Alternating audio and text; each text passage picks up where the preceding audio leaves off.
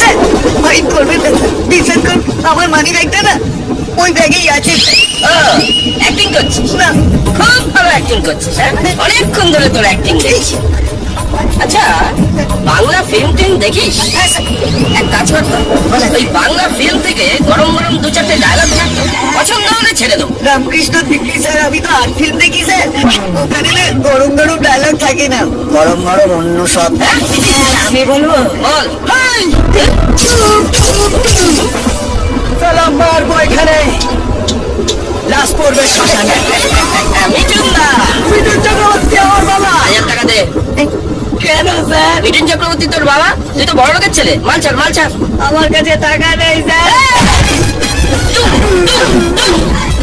আমি পানি গোড়াও নই, জল ধরাও নই, একেবারে চাঁদ গোখরো। এক ছোলে